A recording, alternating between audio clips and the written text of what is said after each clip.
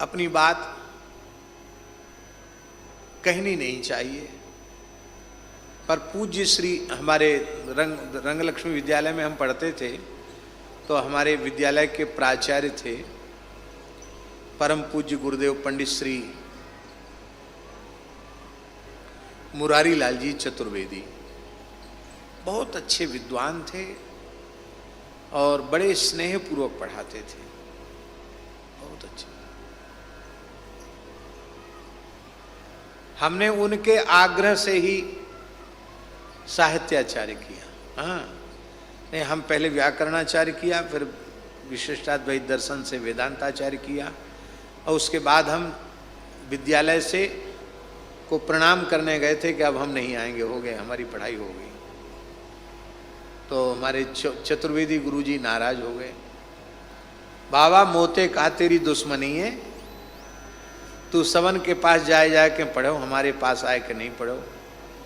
और मैं रस गंगाधर पढ़ाना चाहता हूँ और क्या क्या पढ़ाना चाहता हूँ, तुम ही तो पढ़ने वाले हो, लोग पढ़ते नहीं हैं। मेरी आज्ञा है कि तुम साहित्याचार्य करो। कर लिया। उनके आशीर्वाद से प्रथम श्रेणी में उत्तीर्ण भी हो गए।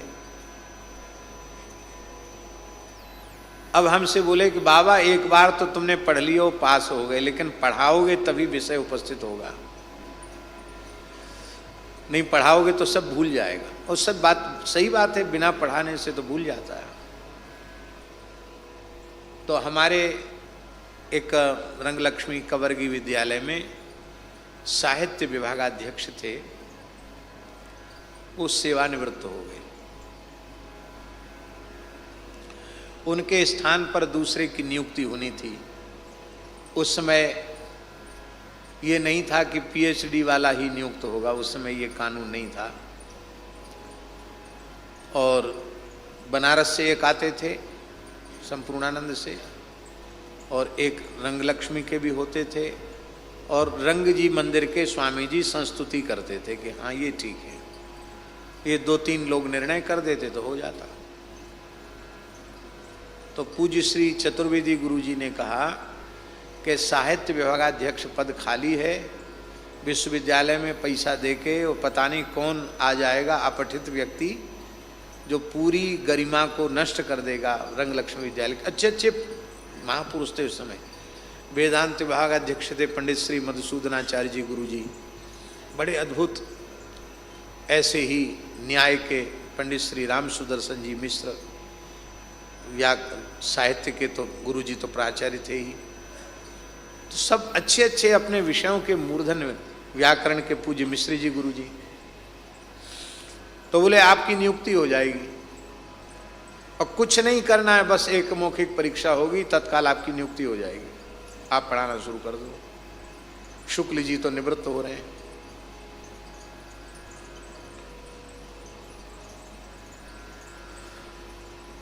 हमने पूज्य गुरुदेव भक्तमाली जी से पूछे बिना ही हमने मना कर दिया। हमने कहा गुरुजी हमारा मन नौकरी करने का नहीं है।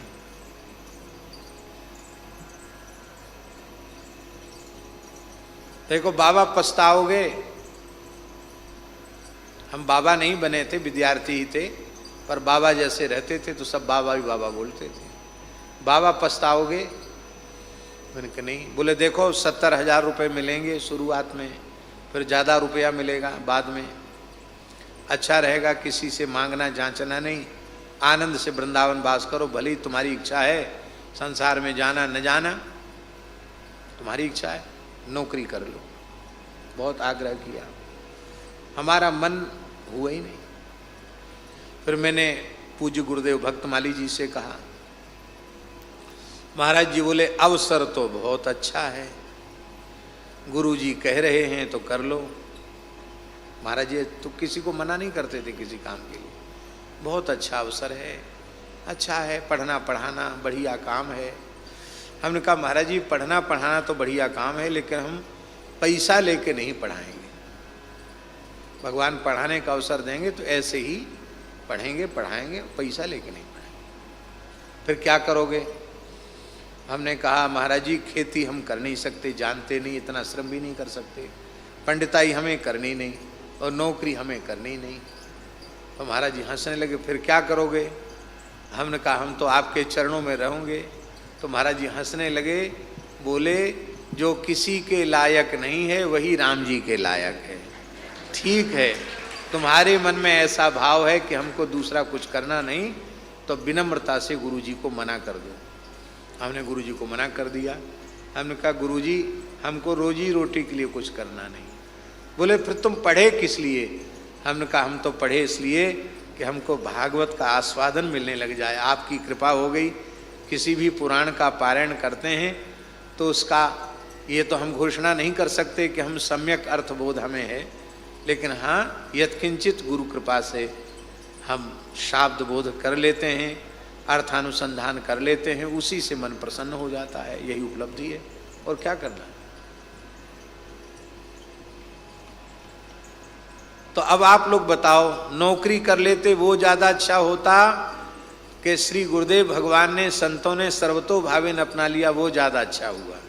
निर्णय करके बताओ।